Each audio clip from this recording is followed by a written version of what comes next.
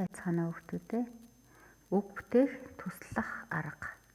За энэ хичээлийн маань зорилго авиа сэлгэх болон үг товчлох аргаар бүтсэн үгийн утгыг тайлбарлах, тайлбартал хөтлөх. За тэгэхээр бид өмнөх 7 хоногт үг бүтээх үндсэн арга буюу дагварын арга, үгнээлэх аргыг судалсан.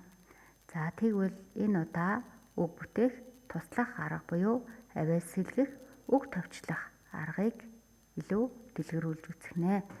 За авиа сэлгэх аргаар үг бүтгэх нь утгын сэлгэлт болон нөлөөлөө хувьсах сэлгэлт байдаг. За энэ нь ямар учиртай вэ гэхээр зэрэг авиа сэлгэх аргаар үг бүтгэхдээ их шиг болон гүйвлэгчүүд сэлгэгдээд жишээлбэл гатлах, гитлэх, барзаа, барсаа гэсэн үгс маань утгын хувьд өөр утгатай үгс үүсэж байна. Шинээр авиа сэлгээд гатлах байснаа ихшгээ сэлгээд гитлэх, барзаа байснаа гүйвлэх сэлгээд барсаа болоход утгын хувьд бол ялгаж байна.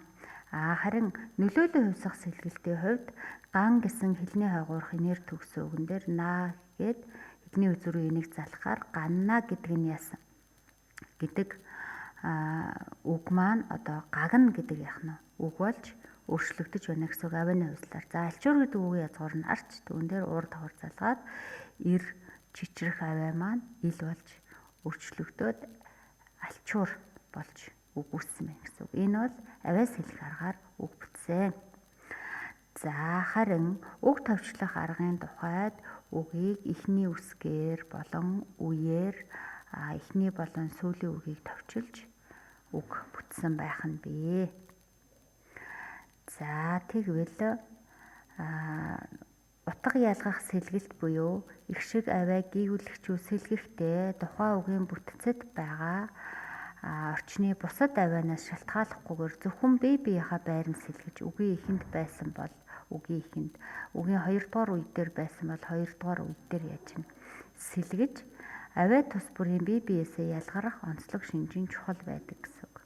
За харин нөлөөлөө хувьсах сэлгэлт буюу арч гэдэг үг дээр уур залгаад, сул гэдэг үгэн дээр гаа залгаад, хачин, гачин гэд гүйвлэх сэлгэсэн байна, тийм ээ. Энэ нь болохоор зэрэг тухайн үгийн бүтцэд орж байгаа бусад авианаас шалтгаалж байгаа. Энэ бусад авианаас хачин, гачин, султгаа, султгаа гэд. Харин утга сэлгэх буюу их шиг гүйвлэгчүүд сэлгэхдээ бол яасан бусад авианаас шалтгааллахгүйгээр зөвхөн өөрийнхөө байрандаа сэлгэж байгаа гэдгийг жишээнээс сайн хараарай. За авиа сэлгэх аргын тухайд хүүхдүүд маань авиа сэлгэсэн үгс утга ялгаж байгааг батлах зорилготой ажлын хуудсыг сорил хэсгээр ажиллаарай. За үг товчлох арга. За тэгэхээр монгол хэлэнд бол авиа, үе, үг, өгүүлбэрийг хүртэл хуваараадаг өрөмц зүй зогтол бий. За нэгдүгээр нийлмэл үгийн бүтцэд байгаа үгийг эхний үсгээр нь товчлоод нийлмэл үгээ шууд бүрэн нэрлэж уу ийхээ гэж товчилсан байгаа усын их хурал гэд товчилсан байгаа хэлбэрээр эргээд явах нь бүтэн хэлж нэрлэх арга бий. За энэ нь бол бичгийн хэмнэл юм аа. За хоёрдугаард эхний үсгээр нийлмэл үгийн бүтцэд байгаа үгийг эхний үсгээр товчлоод товчилсан хэлбэрээр нь дуудах. Муйс, нүүб, түүц байдаг ч юм уу. За энэ нь болохоор зэрэг хэлэхтэйч товчилж гин, бичихтэйч товчилж гин гэсэн үг. Энэ үсгийн дараал нь монгол хэлний үгийн бүтцтэй төстэй дуудах боломжтой тохиолдолд тэр хэвээр нь дуудана. За гуравдугаард эхний үеэр нь товчилж бичээд тэр хэвээр нь дууддаг. Монцемен, яба, монел гэдэг ч юм уу. За дөрөвдүгээрд нийлмэл үгийн аль нэгийг нь хэмнэж энгийн үг болгож хэрэгжилж хивсэн тохиолдол байна. Жишээлбэл лавлах товчоо гэдгийг лавлах, сургуун хүмүүжүүлэх ухаан гэдгийг сурган гэсэн нэг нэрээр нисэх буудал гэдгийг нисэх гэд сүүлчийнх нь бүрдүүлэгчийг яах нь болоод нисэх буудал гэхүүр нисэх гэж товчилсан тохиолдол байна. За сүүлд нь хэлэх үйл ажиллагаанаас болоод сүүлийнх нь үг өргөлтөө алдаж түрүүчийнх үгтэй нэг болж хураагдсан үг байна. За жишээлбэл энэ өдөр гэдгээс өнөөдөр, бор алга гэдгээс борлог, авчир гэдгээс авчир гэж яах нь хоёр үг маань нэг үг нь нөгөөхөө өргөлтийг алдаж нэгдэж нэг үг болсон тохиолдол байна. За ерөнхийдөө үг товчлохдоо эхний үсгээр, эхний үеэр их адгийн үсгээр хоёр үгийг эхний үсгээр товчилсан байна.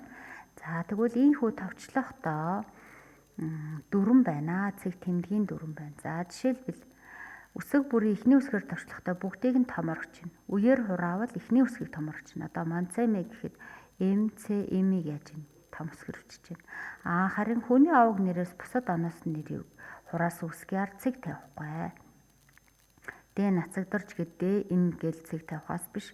Хязгаарлагдмал хариуцлагатай компани улсын хурал нүүб ануу гэхэд бол цэг тавихгүй гэсэн. За хоёрдугаард эхний хүний овог нэрийг бичгтээ эцэг эхийн нэрийн эхний үсгийг товчлохоос гадна бусдын зохиолоос ишлэл авсан бол хүний овог нэрийг хамт товчилж үсэг бүрийн ард цэг тавина. За энд Ж отгой эрдэнэ гээд овгийн товчилсан бол Д энэ гэд ясан бусдын зохиол бүтээлээс авсан бол овог болон нэрийнх нь хоёулангийнх нь ард цэг тавих байна. За 3 дугаард эрдэм шинжилгээний бүтээл тухайн намын хэвлэгдсэн хотын нэрийг эхний үсгээр товчлно. Ингэхдээ хоёр үгээс бүтсэн нэрийн эхний үсгийг томоор, хоёр дахь үсгийг жижигэр өчнө. За Улаанбаатар гээд эхний үсэг нь томоор, хоёр дахь үсэг нь жижигэр.